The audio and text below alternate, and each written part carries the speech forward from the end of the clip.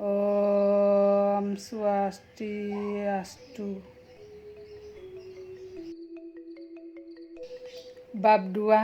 Sejarah perkembangan kebudayaan Hindu di dunia. Sekarang kita akan mulai perkembangan agama Hindu di dunia. Lihat ini gambarnya. Kita akan mulai kebudayaan prasejarah. Di sini tidak akan banyak mengupas tentang materi kebudayaan ataupun sejarah karena sudah ada dalam mapel yang lain untuk menjelaskan. Akan tetapi ini sekedar anak-anak ketahui juga. Ke manusia purba yang pada zaman prasejarah dapat dikelompokkan menjadi 3, yaitu 1. Meganthropus paleojavanicus, yaitu manusia yang paling purba. Kemudian yang kedua, yang namanya Homo erectus atau Pithecanthropus, yaitu manusia yang sudah berjalan tegak. Kemudian yang ketiga, Homo sapiens, yaitu manusia purba yang sudah mirip manusia sekarang. Itu ketiga zaman pada manusia purba. Silakan ini lihat gambar ketiganya. 1 Meganthropus, kemudian yang kedua yang namanya Pithecanthropus, dan yang ketiga Homo sapiens.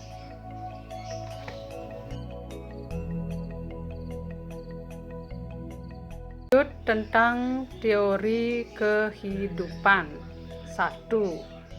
Teori evolusi.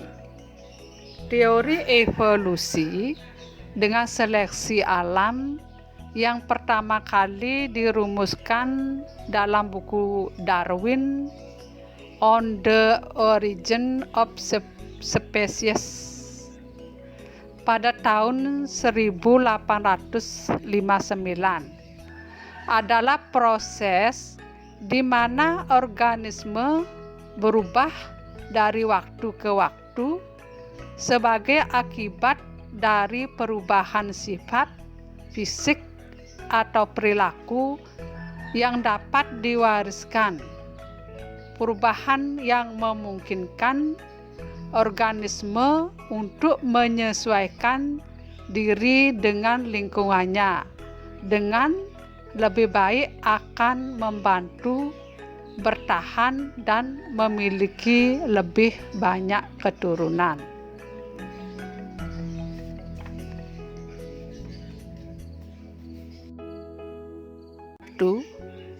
Menurut agama Hindu, kehidupan dimulai dari yang paling halus sampai yang paling kasar. Sebelum manusia diciptakan, terlebih dahulu Brahman dalam wujud sebagai Brahma menciptakan para Gandharwa, Paisaca, dan sebagainya. Setelah itu terciptalah tumbuhan dan binatang. Manusia tercipta sesudah munculnya tumbuhan dan binatang di muka bumi. Menurut kepercayaan Hindu, manusia pertama adalah Swayambhu Manu. Swayambhu Manu secara harfiah berarti makhluk berpikir yang menjadikan dirinya sendiri.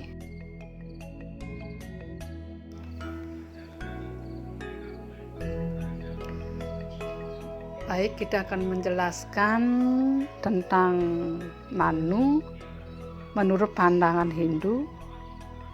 Manu adalah manusia yang pertama diciptakan oleh Brahman atau ide Sang Hyang Widiwasa, Tuhan Yang Maha Esa.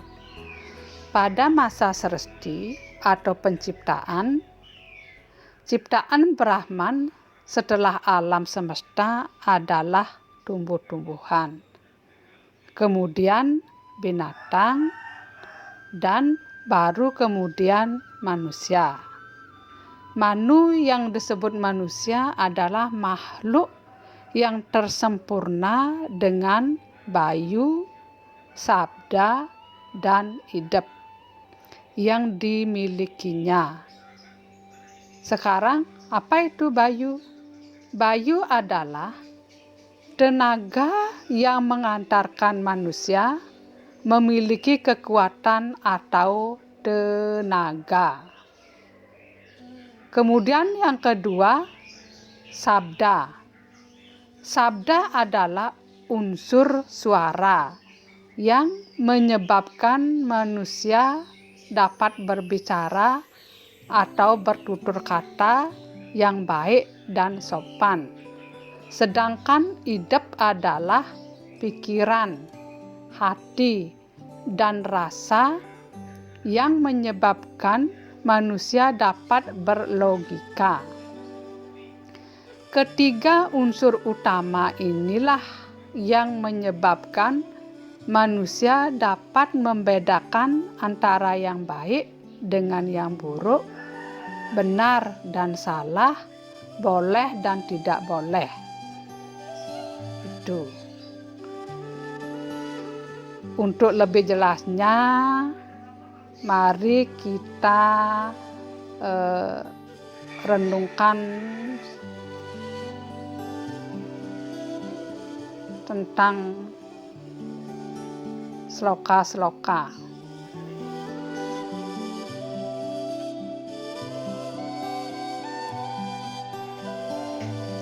Untuk lebih jelasnya, ada sloka-sloka mengenai terciptanya manusia, yaitu ada dalam kitab Bhagavad Gita menyebutkan sebagai berikut. Prakertim purusa caewa widi anadi ubawa api wikaramas ca gunamas ca wa widi prakerti sambawan, yaitu Bhagavad Gita bab 13 sloka 19, yang artinya apa? Ketahuilah bahwa prakerti dan purusa kedua-duanya adalah tanpa permulaan, dan ketahuilah juga bahwa segala bentuk dan ketiga guna lahir dari prakerti.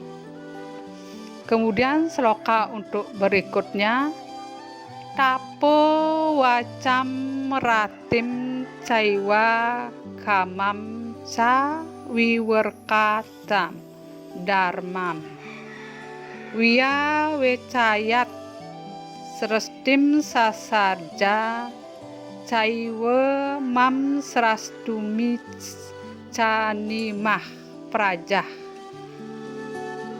Dalam Menawa Dharma Sastra bab 1 sloka 25, yang terjemahannya ketawakalan, ucapan, kesenangan, nafsu dan kemarahan serta segala isi alam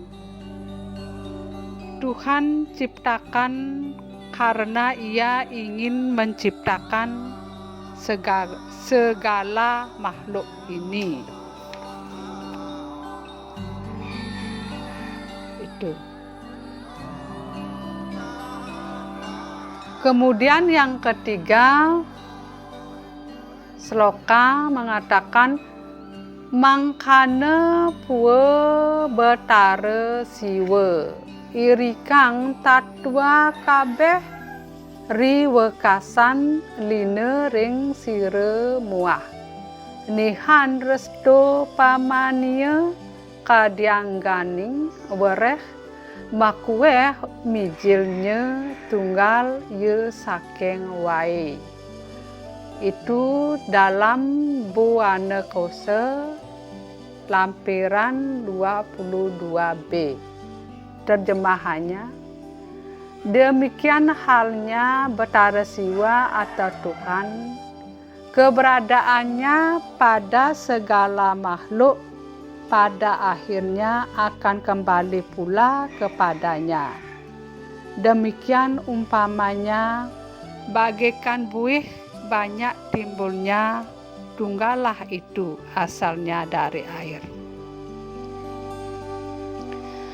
Berdasarkan uraian dan penjelasan pustaka suci tersebut di atas, sangat jelas menyatakan bahwa menurut pandangan Hindu, manusia diciptakan oleh Brahman, Sang Yang Widiwasa, Tuhan Yang Maha Esa, pada masa Sresti.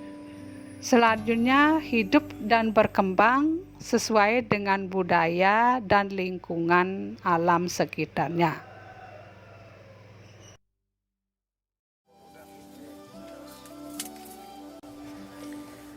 Kita akan lanjutkan lagi pembagian kebudayaan zaman prasejarah.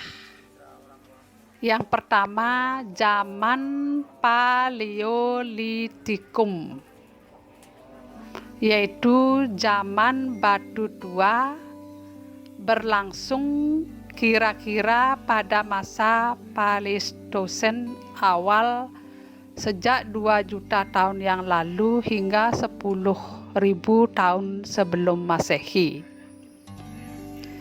Jika dilihat dari alat-alat yang mereka punya atau buat, diperkirakan di masa itu manusia memenuhi kebutuhannya dengan cara berburu secara berkelompok, terus meracik makanan dengan sederhana dan hidup berpindah-pindah.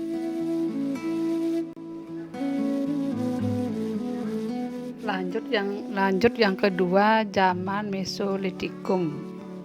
Secara bahasa Mesolitikum berarti batu tengah, atau zaman Mesolitikum merupakan zaman batu madya atau tengah, terjadi pada masa Holosen yang terjadi sekitar 10 tahun lalu.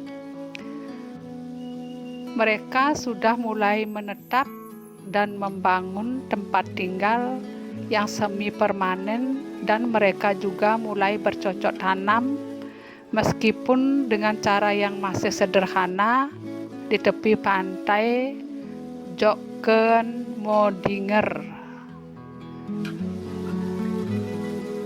Gua-gua Abrisausruce dengan peralatan kapak pendek, kapak genggam, dan kita lanjutkan pada zaman Neolitikum, yaitu zaman batu muda, adalah fase atau tingkat kebudayaan pada zaman prasejarah yang mempunyai ciri-ciri berupa unsur kebudayaan seperti peralatan dari batu yang diasah, pertanian menetap, peternakan, dan pembuatan tembikar. Zaman ini berlangsung sejak 4000 sampai 2000 sebelum Masehi. Mereka sudah hidup menetap dengan peralatan yang dihaluskan seperti kapak persegi dan kapak lonjong. Mereka sudah percaya pada roh nenek moyang.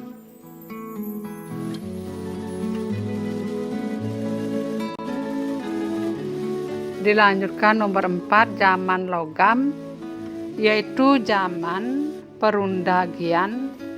Kehidupan ini berlangsung sejak 2000 tahun sebelum Masehi sampai dengan abad ke-4 Masehi. Sejak zaman logam ini manusia mulai mengenal pembuatan alat-alat dari logam seperti nekara, kapak perunggu, bejana, gepeng, dan perhiasan.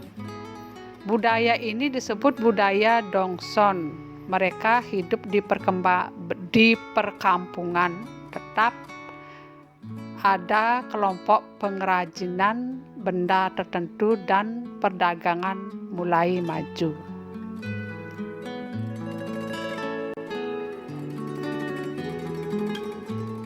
Lanjut nomor 5, zaman Megalitikum, yaitu zaman batu besar.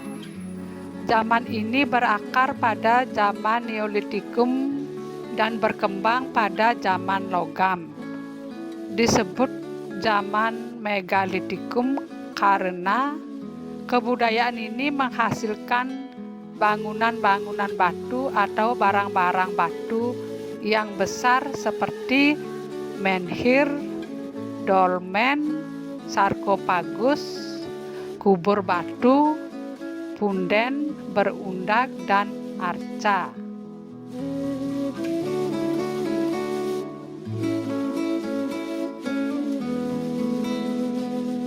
Untuk penjelasannya lebih lanjut, peninggalannya seperti menhir, yaitu tiang atau tugu yang didirikan sebagai tanda peringatan terhadap arwah nenek moyang. Kemudian yang kedua, dolmen. Dolmen berbentuk meja batu yang dipergunakan sebagai tempat meletakkan sesajen yang dipersembahkan untuk nenek moyang. Kemudian yang ketiga, sarkofagus, yaitu berupa kubur batu yang bentuknya seperti keranda atau lesung dan mempunyai tutup. Kemudian yang nomor 4, kubur batu, yaitu merupakan peti mayat yang terbuat dari batu.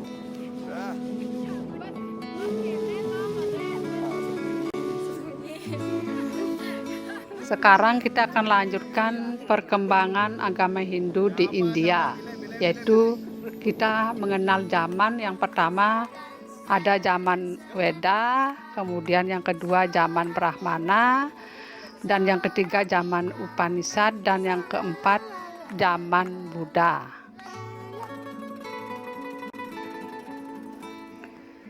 Di sini kita akan mulai pada zaman Weda.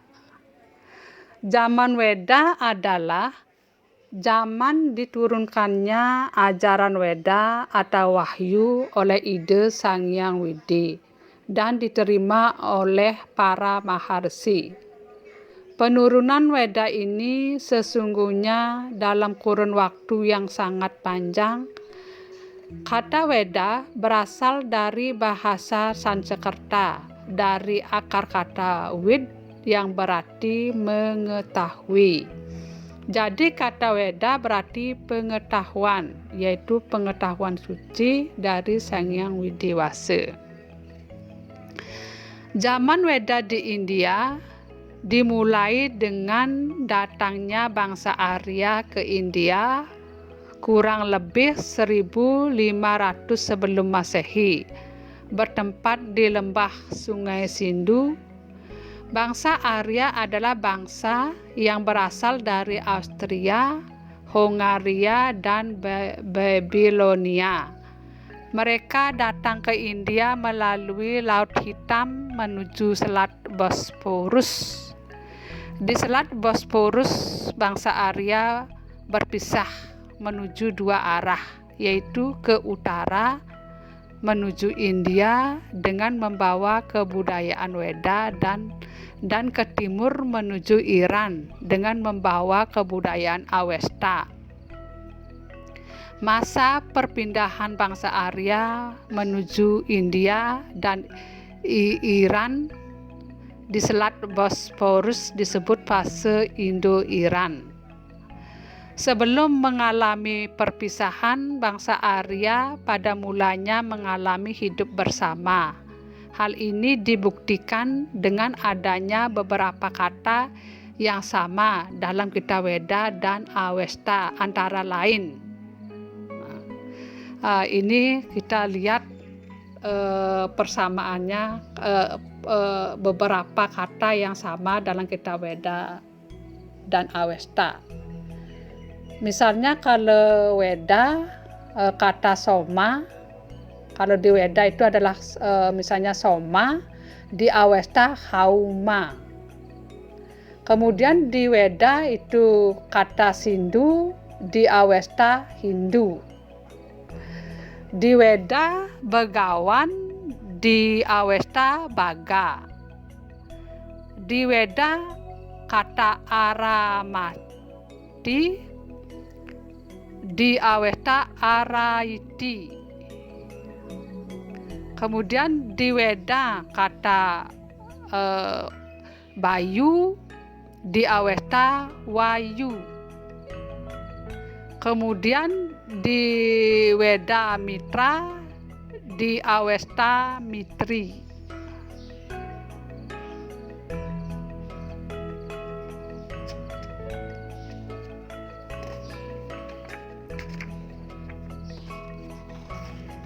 Itu yang ada pada zaman Weda, kata-kata yang sama antara di Weda dengan kata di Avesta.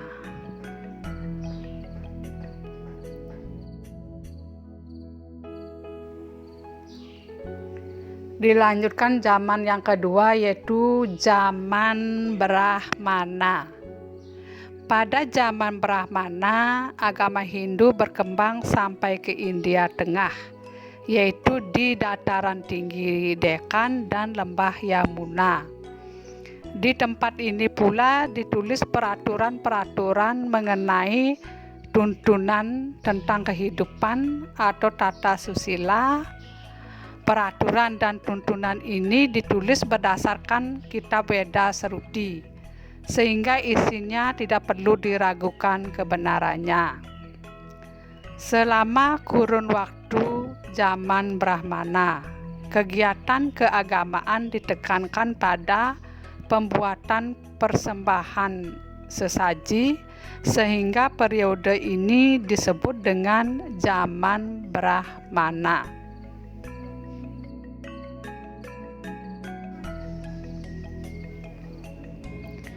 Kita lanjutkan masih seputar di zaman Brahmana.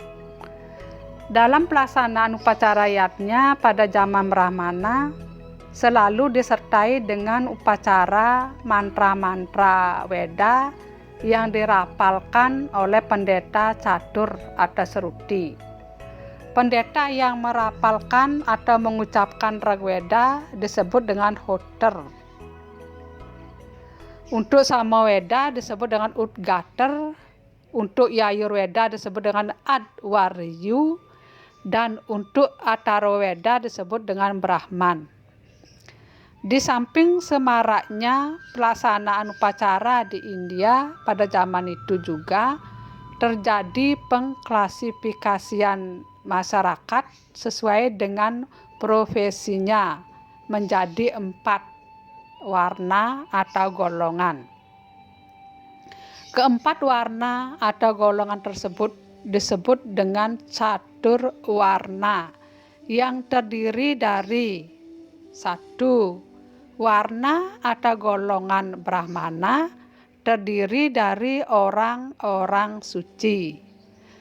Kemudian yang kedua, warna atau golongan kesatria, yaitu mereka yang memegang pemerintahan. Dan yang ketiga, warna atau golongan Wesya, yaitu yang memiliki keahlian berdagang. Dan yang keempat, warna atau golongan Sudra, yaitu yang menolong ketiga golongan di atas.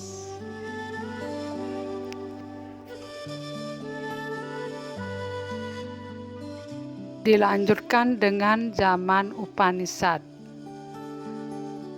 Kehidupan beragama Hindu pada zaman Upanishad bersumber pada ajaran-ajaran kitab Upanishad yang tergolong seruti dijelaskan secara filosofis. Konsep keyakinan terhadap Pancasrada dijadikan titik tolak pembahasan oleh para resi dan para arif bijaksana. Di samping itu, tujuan hidup yang disebut Catupurusa Artha, yaitu Dharma, Artha, Kama, dan Moksa, diformulasikan menjadi lebih jelas. Zaman Upanishad berlangsung sejak tahun 800 sebelum Masehi. Agama Hindu yang berkembang di dataran tinggi Dekkan dan lembah sungai Yamuna, terus meluas ke lembah sungai Gangga, adalah daerah yang dihuni oleh penduduk dengan sumber kehidupan beraneka ragam. Namun yang utama adalah berdagang dengan pola pikir perekonomian. Penduduk lembah sungai Gangga tidak menginginkan praktik kehidupan beragama secara upacara yang berlebihan.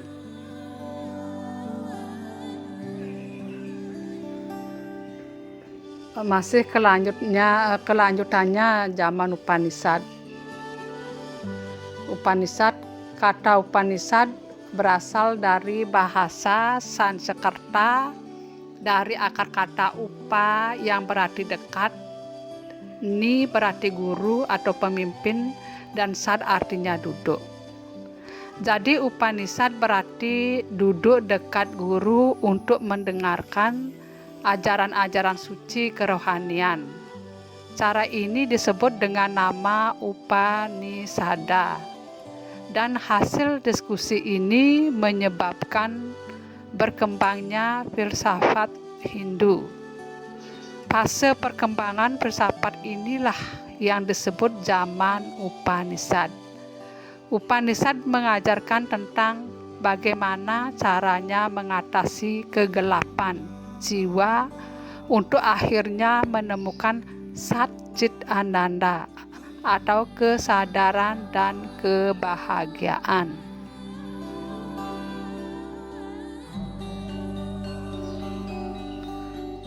Kemudian kita lanjutkan pada zaman Buddha, yaitu zaman yang terakhir. Pada zaman ini, agama Hindu berkembang ke daerah sekitar lembah sungai Brahmanputra. Pada zaman Buddha ini dimulai ketika putra Raja Suddhodana yang bernama Siddhartha menafsirkan Weda dari sudut logika dan mengembangkan sistem yoga dan samadhi sebagai jalan untuk menghubungkan diri dengan Tuhan. Untuk mencapai maksud itu, beliau belajar agama pada Brahmana. Kemudian beliau melaksanakan meditasi di bawah pohon Bodhi. Di bawah pohon inilah beliau mendapatkan sinar terang. Setelah mendapatkan sinar itu, kemudian ia mengajarkan kepada murid-muridnya. Semenjak itu beliau memakai nama Buddha Gautama.